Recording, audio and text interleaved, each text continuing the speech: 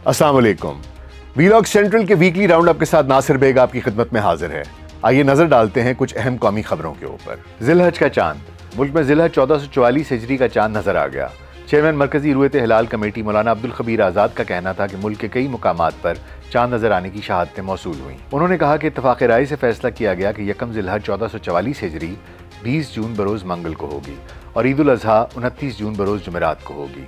दूसरी जानब वफाकी हुकूमत ने 28 जून से यकम जुलाई तक ईद की छुट्टियों की मंजूरी दे दी। यूनान किश्ती हादसा। यूनान किश्ती हादसे में लापता पाकिस्तानी शहरियों की तादाद 83 हो गई, जबकि मजीद 2 लाशें मिलने के बाद हादसे में अमवात की तादाद 80 हो गई। सबसे ज्यादा लापता अफराद गुजरात और गुजरांवाला के हैं। यूनान के साहिली इलाके में 14 जून बरोज बुध को किश्ती डूबने का हादसा हुआ था। वजीर आजम शहबाज शरीफ ने कहा है कि IMF की शराइत पूरी करने के बावजूद मुआहिदे में गैर मामूली ताखीर हो रही है, मगर चीन एक बार फिर हमारे रेस्क्यू के लिए सामने आया है और इसने हालिया हफ्तों और महीनों में पाकिस्तान की बेमिसाल मदद की है। जस्टिस काजी फाइज ईसा। सदर ममलिकत आरिफ अलवी ने सुप्रीम कोर्ट के चीफ जस्टिस काजी फाइज ईसा की बतौर चीफ जस्टिस तैनाती की मंजूरी दे दी। मौजूदा चीफ जस्टिस उमर अता बंदयाल 16 सितंबर 2023 को रिटायर होंगे। सदर ममलिकत ने 2 माह पहले ही जस्टिस काजी फाइज ईसा के चीफ जस्टिस बनने की मंजूरी दी है। वो पाकिस्तान के 29वें चीफ जस्टिस होंगे। LNG। कतर से मंगवाए गए LNG कार्गो पाकिस्तान पहुंच गए। समंदरी तूफान की वजह से LNG कार्गो ताखीर से पाकिस्तान पहुंचे हैं। ये LNG सिस्टम में शामिल होने से गैस का बहरान टल गया है और पावर और खाद समेत तमाम सनतों की गैस मुकम्मल तौर पर बहाल कर दी गई है। आलमी मालियाती मुआहदे। फ्रांस में नए आलमी मालियाती मुआहदे से मुतालिक सरबराही इजलास हुआ, जिसमें वजीर आजम शहबाज शरीफ ने फ्रांस के सदर इमानुएल मैक्रोन से मुलाकात की। मुलाकात में वजीर आजम शहबाज शरीफ ने सरबराही इजलास बुलाने पर उनको खराज तहसीन पेश किया। इस दौरान वजीर आजम और सऊदी वली अहद शहजादा मोहम्मद बिन सलमान की मुलाकात हुई। दोनों रहनुमाओं ने 2 तरफा ताउन के फरोग के लिए इश्तराक अमल मजीद बढ़ाने पर इत्तफाक किया। वजीर आजम शहबाज शरीफ दौरा फ्रांस मुकम्मल करने के बाद लंदन पहुंच गए, जहां वो नवाज शरीफ से मुलाकात करेंगे। Heat wave. मुल्क भर में गर्मी की शिद्दत में इजाफा होने पर महकमा सेहत ने हीट वेव एडवाइजरी जारी कर दी। जारी बयान में कहा गया है कि हीट वेव से बॉडी टेम्परेचर 10 से 15 मिनट में 106 फ़ारेनहाइट तक पहुंच सकता है। हीट स्ट्रोक मौत या मुस्तकिल माजूरी का बायस भी बन सकता है। चक्कर आना, सर दर्द, तेज बुखार, जिस्म ठंडा हो जाना हीट वेव की अलामात हैं। एथलीट्स और बाहर काम करने वाले अफराद हीट वेव का शिकार हो सकते हैं। बिला जरूरत घर से बाहर ना निकलें। हीट वेव के दिनों में पानी का इस्तेमाल ज्यादा से ज्यादा करें। हल्के रंग के कपड़े पहनें। वजीर खजाना इसहाक डार। IMF मुआहदे के हवाले से सवाल पूछने पर वजीर खजाना इसहाक डार सहाफ़ी से लड़ पड़े। कौमी असम्बली इजलास में शिरकत के बाद वापस जाते हुए सहाफ़ी ने इसहाक डार से पूछा कि IMF से मुज़ाकरात कब कामयाब होंगे, जिस पर वजीर खजाना बरहम हो गए। सहाफ़ी ने इसहाक डार से सवाल किया मुज़ाकरात के हवाले से नाकामी क्यों हो रही है, जिस पर वजीर खजाना ने जवाब दिया क्योंकि तुम जैसे लोग सिस्टम में हैं। सहाफ़ी ने जवाब दिया हम सिस्टम में तो नहीं हैं। गैर एलानिया लोड शेडिंग।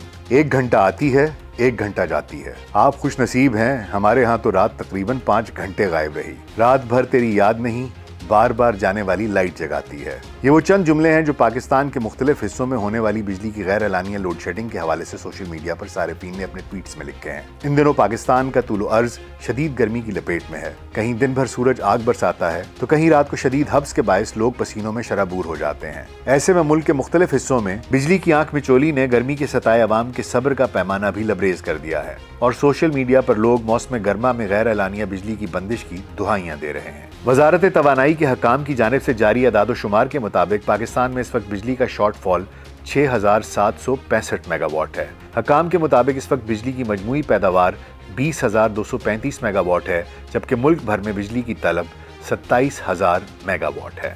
आइए अब एक नज़र बैनुल अक़वामी खबरों पर डालते हैं। कतर और मुत्तहिदा अरब अमारात। कतर और मुत्तहिदा अरब अमारात ने सफारती ताल्लुकात बहाल करते हुए सफारत खानों को दोबारा खोल दिया।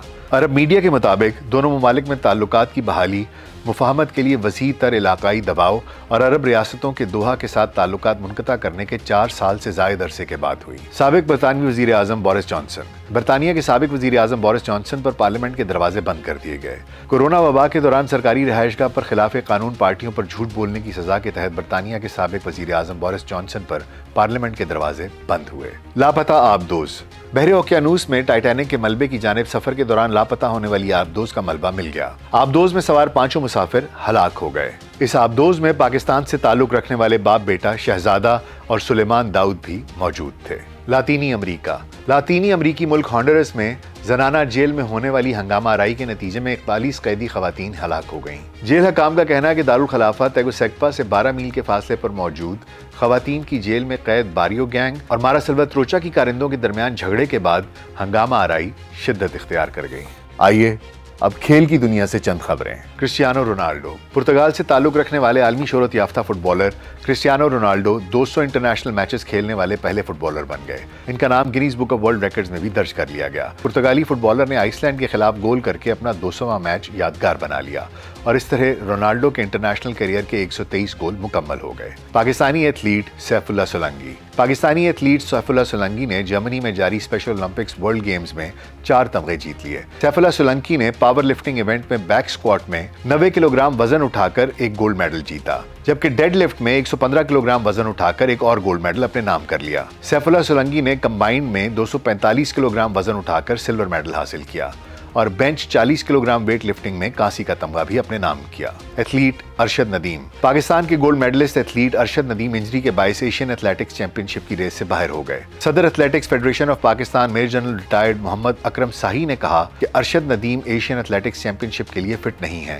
ये मुल्क के लिए एक बड़ा धचका है। ये तो थी गुज़िश्ता हफ्ते की कुछ अहम खबरें। इंशाअल्लाह अगले हफ्ते आपसे फिर मुलाकात होगी।